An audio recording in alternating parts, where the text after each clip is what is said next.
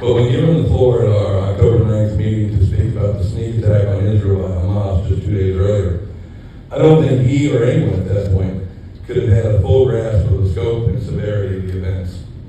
The news reports and video recorded and published by the perpetrators speak for themselves, leaving little doubt as to who the terrorists really are. Even more troubling and closer to home is the blatant, violent, and unashamed anti-Semitism disguised as protests that have been popping up on our city streets, on our college campuses, and in our media. Who would have ever thought, Mr. Chairman, that the day would come when the woke left and the intellectual elites in our colleges started acting just like the Nazis of 1930 did, complete with boycotts, vandalism of Jewish-owned homes and businesses. Such is the hatred of Israel's enemies, the dead can't even rest in peace. Mr. Chairman, Fox News reported just this morning that even Jewish cemeteries are being vandalized.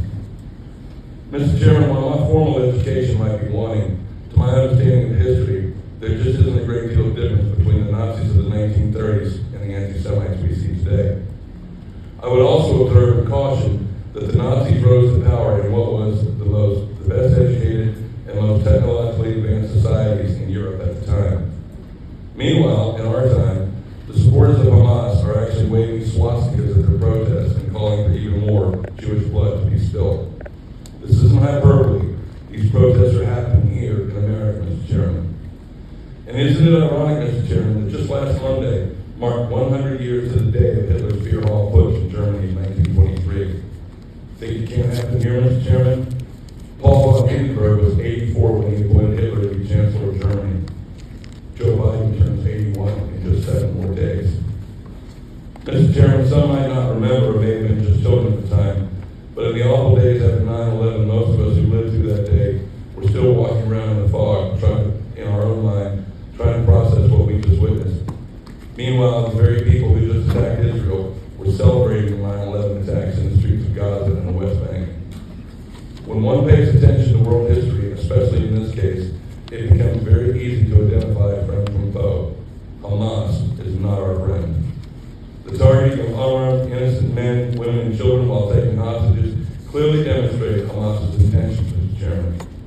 Hamas seeks nothing less than the destruction of Israel. Were that to happen, Mr. Chairman, due to our open borders, I can assure you that enemies of Western civilization are inside our walls and will target us next. Now is the time to take a stand, Mr. Chairman.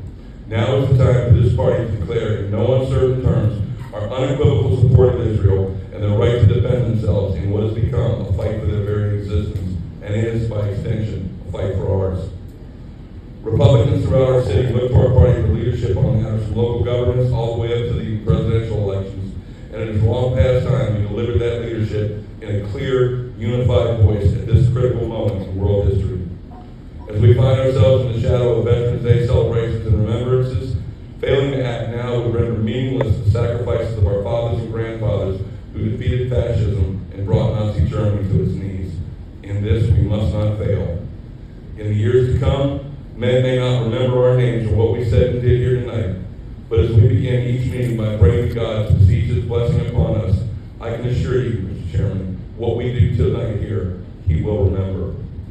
This is our opportunity to stand for the principles that have defined our party from its founding.